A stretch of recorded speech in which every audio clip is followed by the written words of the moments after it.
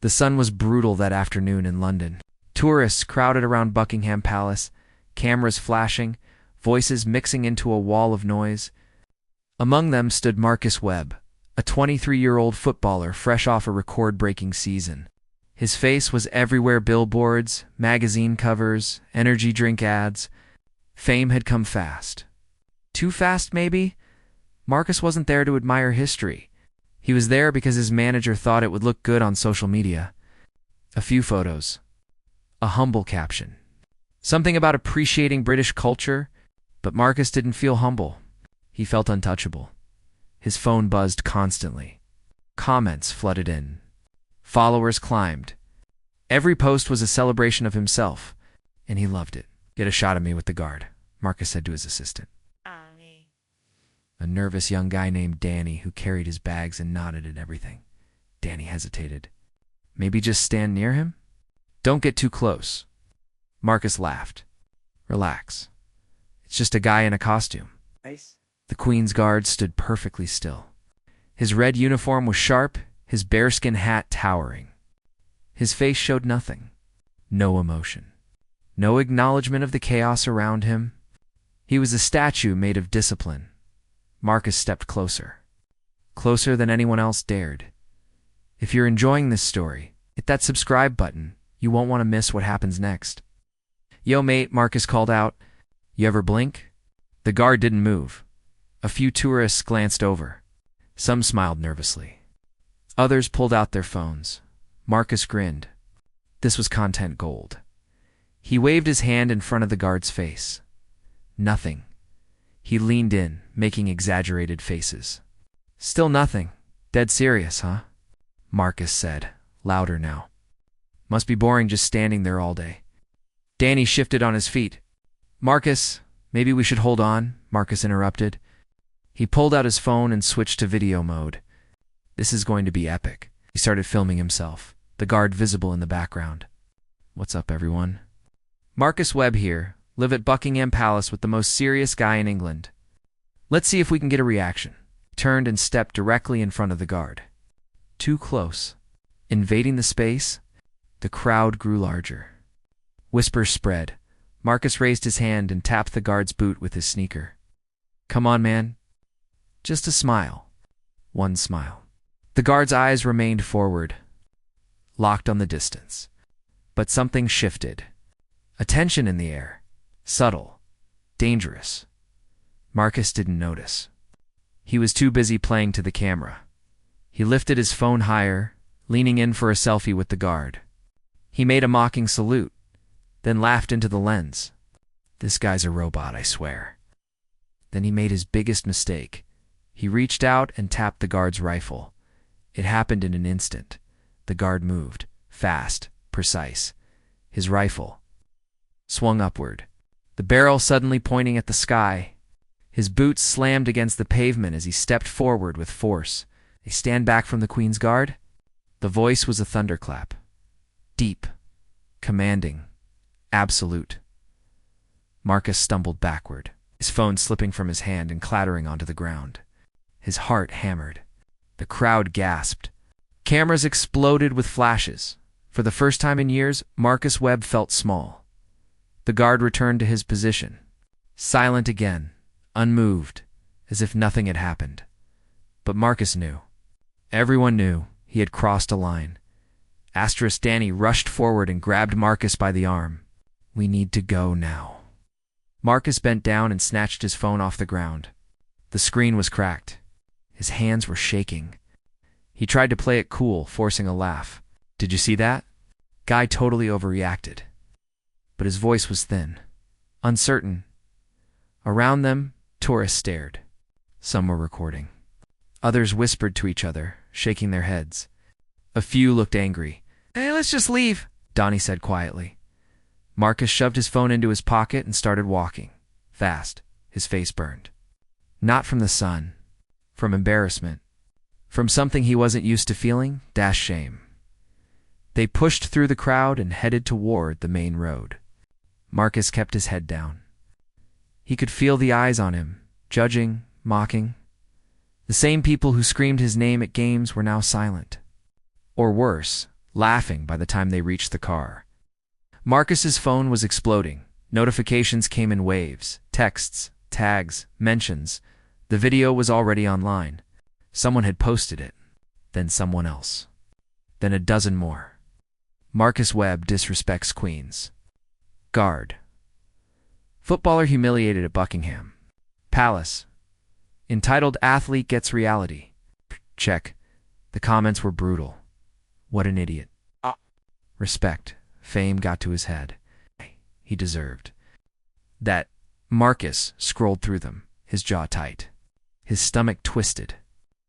He wanted to throw the phone out the window, but he couldn't stop reading. Danny sat beside him in silence. He didn't know what to say. What could he say? The driver pulled into traffic. London blurred past the window. The city that had celebrated Marcus just hours ago now felt cold, hostile. It's not that bad, Marcus muttered, more to himself than to Danny. People will forget in a day. Danny glanced at him but said nothing. Marcus's phone rang. His manager. He stared at the screen, then let it go to voicemail. It rang again. And again, finally he answered, "What the hell were you thinking?"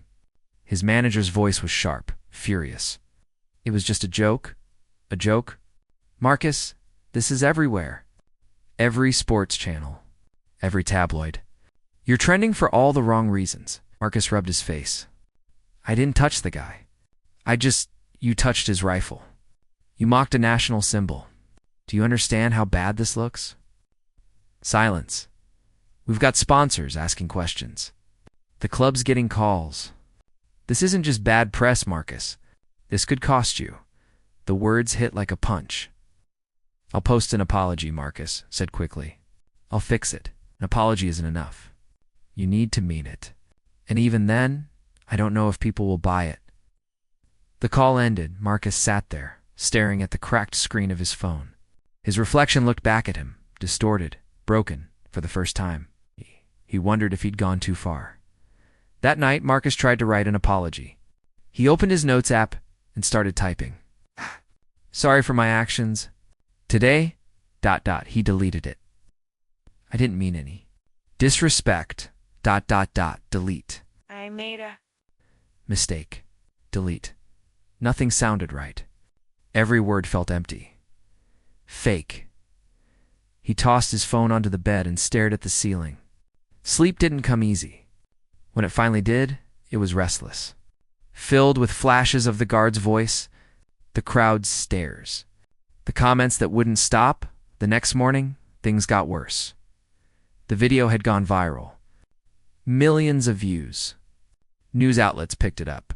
Talk shows discussed it. A retired military officer gave an interview calling Marcus's behavior disgraceful.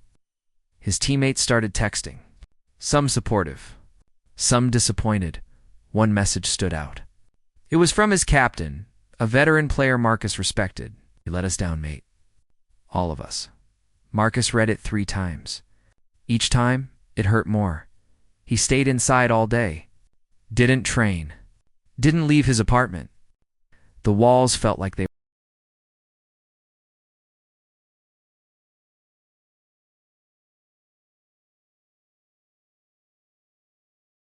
Marcus stared at the email for a full minute before opening it. His heart pounded. His mouth went dry. What could they possibly want? He clicked. The message was formal, polite, but firm. It wasn't a legal threat. It wasn't a demand. It was an invitation. The palace was offering him a chance. A private tour, meeting with one of the senior guards, an opportunity to understand what he had mocked, to learn the history, the sacrifice, the discipline behind the uniform. But there was a condition. He had to agree to film it, share it, show his followers that he was willing to learn, to admit he was wrong. Marcus read it twice. Then a third time. His first instinct was to refuse. His pride screamed at him. Why should he have to prove himself? Why should he bow down to them? But then he thought about the sponsors, the club, his captain's message, the look in Danny's eyes when they left the palace. He thought about the guard's voice, the authority in it, the respect Marcus had never given. He closed his eyes and exhaled. Then he typed a reply. I accept. 2 days later, Marcus stood outside Buckingham Palace again. This time there were no crowds, no cameras. Just him, Danny, and a palace representative named Mr. Harrington, a man in his 50s with sharp eyes and a calm, measured voice. "Thank you for coming, Mr. Webb," Harrington said, shaking his hand. Marcus nodded. He didn't trust his voice yet. They walked through a side entrance. The halls were quieter than Marcus expected. Elegant, heavy with history. Every portrait, every decoration felt like it carried weight. Harrington led them to a private room. Inside, a man in uniform stood waiting. Not the guard from before, but someone similar. Older, his chest decorated with medals, his posture perfect. "This is Sergeant Major Daniels," Harrington said. "He's been with the Queen's Guard for over 20 years. Daniels stepped forward. His handshake was firm, his gaze steady. "Mr. Webb," he said simply. "Sergeant Major," Marcus replied, his voice quieter than usual. They sat down. The room was small, but it felt huge. The silence pressed in. Daniel spoke first. His tone wasn't angry. It was controlled. Direct. "Do you know what the Queen's Guard represents?" Marcus hesitated. "Protection tradition." Daniels nodded slowly. "That's part of it, but it's more than that. Every guard you see standing outside that palace has earned the right to be there. They've trained for months, some for years. They've served in active combat. They've seen things most people can't imagine." Marcus shifted in his seat. "When you stand in that uniform," Daniels continued, "you're not just a soldier, you're a symbol of duty, of discipline, of something bigger than yourself." The words hit hard. "The rifle you touched." Daniels' eyes didn't leave Marcus. "That's not a prop. It's a weapon, a tool that guards have used to protect lives. To defend a nation, when you tapped it like it was a toy, you disrespected every person who's ever carried one." Marcus's throat tightened. He wanted to respond, but nothing came out. "I'm not here to shame you," Daniel said, his tone softening slightly. "I'm here to help you understand. Because I think, deep down, you didn't realize what you were doing." Marcus finally found his voice. "I didn't, I swear," he thought. "I thought it was just for show." Daniels leaned back. "A lot of people think that, and that's the problem. We stand still. We don't react. So people assume we're not real, yet we don't matter." He paused. "But we do." The silence that followed wasn't uncomfortable. It was heavy, meaningful. Marcus looked down at his hands. "I'm sorry," Daniels nodded. "I believe you. But the apology isn't for me. It's for everyone watching. Everyone who saw that video and felt disrespected." Marcus met his eyes. "I want to make it right." "Then let's start," Daniels said.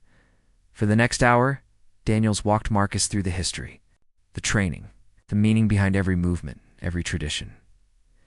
He showed him photos of guards who had served. Some had gone on to normal lives, others had died in service.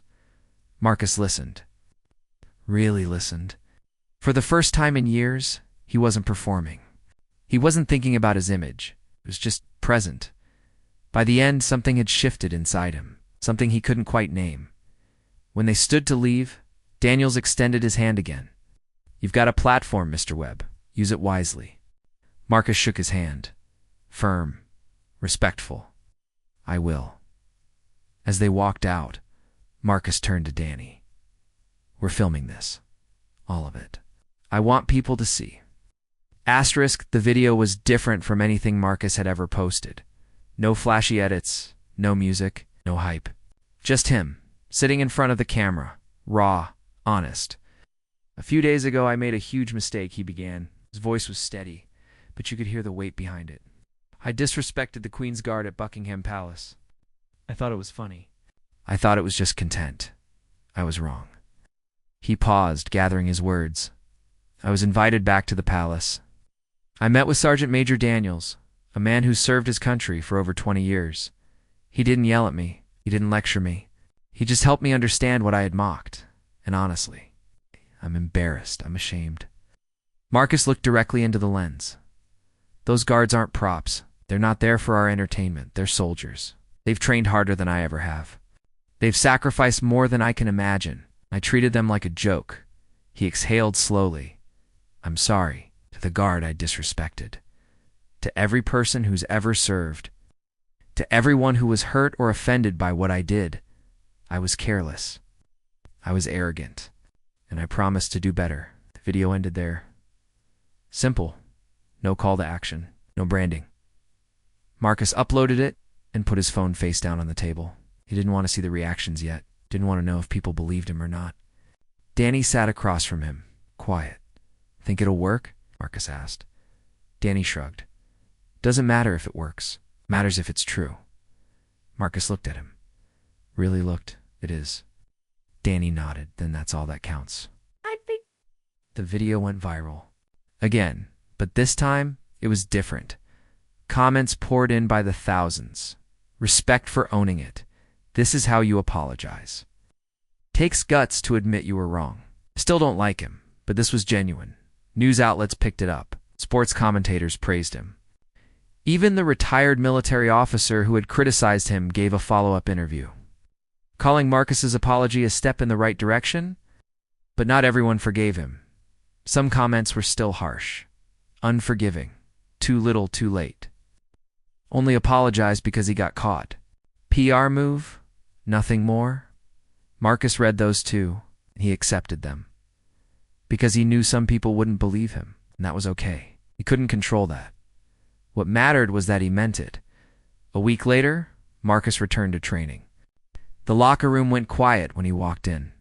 His teammates glanced at each other. No one said anything at first. Then his captain stood up. He walked over, looked Marcus in the eye, and extended his hand. Good to have you back, he said. Marcus shook it. Relief washed over him. Thanks. The rest of the team followed. One by one, they welcomed him back. Not with words, just nods, pats on the back, silent acknowledgments. It wasn't forgiveness, not entirely, but it was acceptance. Right. And that was enough. Training was hard that day. Marcus pushed himself, harder than he had in months. Every sprint, every drill, every pass. He gave everything, because he wasn't playing for the cameras anymore. He was playing for something real. After practice, his manager called. I saw the video, he said. Marcus braced himself. It was good. It's really good. Sponsors are coming back. The club's happy. But more importantly, I think you actually learned something. Marcus smiled, small but genuine. You're good. Don't forget it. The call ended. Marcus sat in his car, staring at the steering wheel.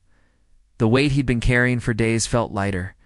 Not gone, but manageable. His phone buzzed. And a new email from Sergeant Major Daniels. Marcus opened it quickly. The message was short. Well done, Mr. Webb. Keep moving forward. Marcus read it 3 times. Then he saved it. He started the car and drove home. The streets of London felt different now, less overwhelming, more grounded. When he got home, he opened his social media. The comments were still coming in. Supportive, critical, everything in between. He didn't respond to any. And instead, he closed the app, put his phone on silent, and sat by the window, watching the city lights flicker in the distance. For the first time in a long time.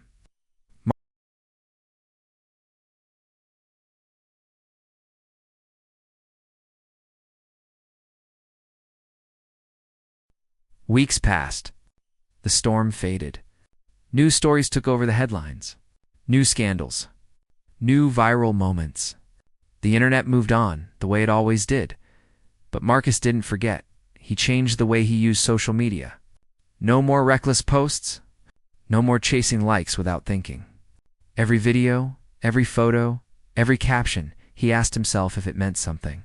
If it added value, if it represented the person he wanted to be. His follower count dipped slightly. Some people left. The ones who were only there for the drama, the chaos, the next mistake. But the ones who stayed, they were different, more engaged, more real, and Marcus noticed he started using his platform differently. He posted about the charities he supported, highlighted causes he believed in, shared stories about teammates who never got the spotlight. He used his voice not to elevate himself, but to lift others. It wasn't glamorous. It didn't go viral, but it felt right. One afternoon, Marcus received an unexpected message. It was from a teacher at a school in South London. She'd shown his apology video to her class during a lesson on accountability and personal growth. "Your honesty made an impact," she wrote. "Several students said it helped them think about their own mistakes differently. Would you consider visiting our school to talk to them?" Marcus read the message twice. A month ago, he would have dismissed it. Too small. Not enough exposure. But now, he replied immediately, "I'd be honored." 2 weeks later, Marcus stood in a modest school gymnasium. About 100 students sat in rows, some interested, some skeptical. Teachers lined the walls. Marcus wasn't nervous before games. He'd played in front of tens of thousands. But standing here in front of kids who didn't care about his stats or his fameness was different. He spoke from the heart. "I messed up," he told them. "I thought I was untouchable, that I could do whatever I wanted because I was famous. But I was wrong. And it took a stranger, someone I disrespected, to help me see that." The room was silent. "You're all going to make mistakes," Marcus continued. "Big ones. Small ones. The question isn't if. It's what you do after. Do you hide? Do you make excuses? Or do you own it? Do you learn?" He paused, looking around the room. "Learn." And it made me better. Not just as a footballer. As a person. A hand shot up. A young boy, maybe 13. "Do you regret it?" Marcus didn't hesitate. "Every day. But I'm also grateful, because it changed me, and I needed to change." At another hand. "A girl this time, do people still hate you for it?" Marcus smiled, small but honest. "Some do, and that's okay.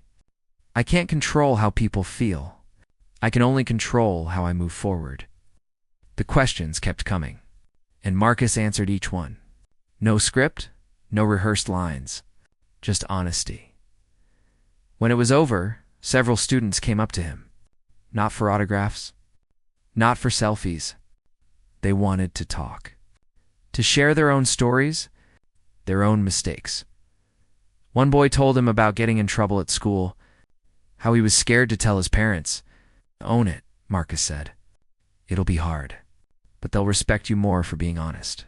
Another girl talked about losing friends because she'd lied. "Apologize," Marcus said. "Even if they don't forgive you right away, do it anyway." By the time Marcus left, something had shifted. These kids didn't see him as a celebrity. They saw him as someone who'd stumbled, someone who'd gotten back up, someone like them. On the drive home, Danny, who had come along to help, spoke up. "That was good what you did back there." Marcus nodded. "It felt good. I think you'll do more of these." Marcus looked out the window at the passing streets, at the people going about their lives, at the world that had felt so overwhelming just weeks ago. "Yeah," he said. "I think I will." That night, Marcus posted a photo from the school visit. No long caption. Just a simple message. "Learn more today than I taught. Thank you for reminding me what matters." The comments were kind, encouraging, real, but Marcus didn't check them obsessively. Didn't refresh the page every few minutes.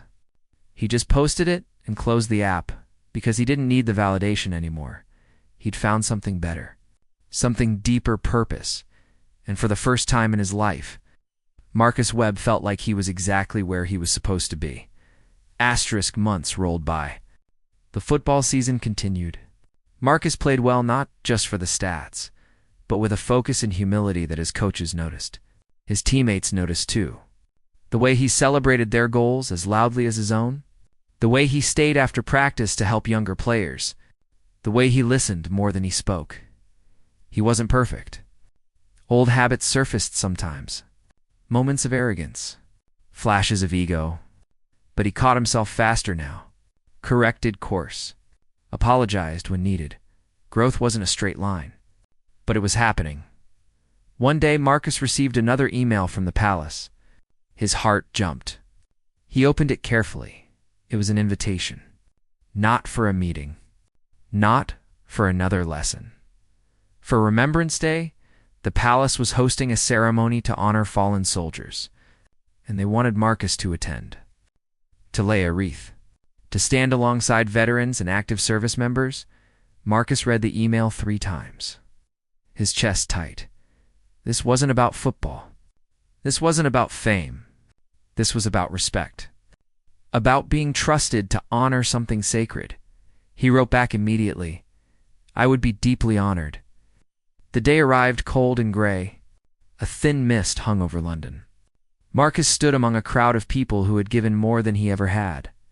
Veterans in uniform, families who'd lost loved ones, service members who carried scars, visible and invisible. He felt small again. But this time, it wasn't from shame. It was from perspective. Sergeant Major Daniels was there. He spotted Marcus and walked over, extending his hand. "Mr. Webb, good to see you." Marcus shook it firmly. "Thank you for having me." Daniels nodded toward the memorial. "This is what it's all about. Remembering, honoring, never forgetting." Marcus looked at the wreaths being laid, at the faces of families wiping away tears, at the silence that fell over the crowd, heavy and sacred. "I won't forget," Marcus said quietly. When it was his turn, Marcus stepped forward.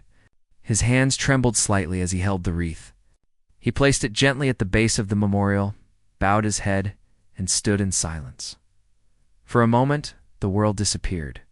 It was just him and the weight of history, the weight of sacrifice, the weight of gratitude. When he stepped back, he noticed a few cameras. Media had been invited to document the event. But Marcus didn't pose, didn't perform. He just stood there, present. Afterward, a veteran approached him. An older man, his chest covered in medals, his face lined with years. "You're the footballer, aren't you?" the man asked. Marcus nodded. "Yes, sir." The man studied him for a moment. "I saw what you did. The mistake. The apology. The work you've done since." Marcus waited, unsure where this was going. The man extended his hand. "Thank you. For learning, for showing others it's okay to be wrong, as long as you make it right." Marcus shook his hand, his throat tight. "Thank you, sir. That means more than you know." The man smiled, small but genuine. "Keep going, lad. You're on the right path." As Marcus walked away, he felt something settle inside him. Peace, not the kind that came from success or fame. The kind that came from knowing he'd changed, really changed. That evening, Marcus sat at home. His phone buzzed with messages. Friends, family, fans, who'd seen the ceremony coverage, but one message stood out. It was from the teacher who'd first invited him to speak at her school. "We'd love to have you back. The kids haven't stopped talking about you." Marcus smiled. He typed a quick reply. "I'll be there." He put his phone down and looked out the window. The city lights flickered. The streets hummed with life. Somewhere out there, people were making mistakes, learning, growing, just like him. Marcus thought about the guard, the man whose voice had cut through his arrogance and forced him to see the truth. He thought about Sergeant Major Daniels, the veteran at the memorial, the students, the teachers. He thought about all the people who'd given him a second chance, not because he deserved it, but because they believed he could do better, and he had. Marcus Webb wasn't the same person who'd stood outside Buckingham Palace months ago mocking something he didn't understand. He wasn't the guy who chased likes and lived for attention. He was someone who'd been humbled, taught, changed, and that version of himself, that was someone he was proud to be. He stood and walked to his desk, opened his laptop, started typing not a social media post, not an apology, just a message to himself, a reminder. Stay humble, stay grateful, stay learning. He read it once, twice. Then he saved it and closed the laptop. Tomorrow it would be training, games, interviews. The noise of fame would return. But Marcus knew now that it didn't define him. What defined him was what he did when no one was watching. How he treated people. How he carried the lessons he'd learned. That night, Marcus slept peacefully. No restless thoughts. No regrets. Just gratitude and the quiet knowledge that he'd become the man he was always meant to be. Not because he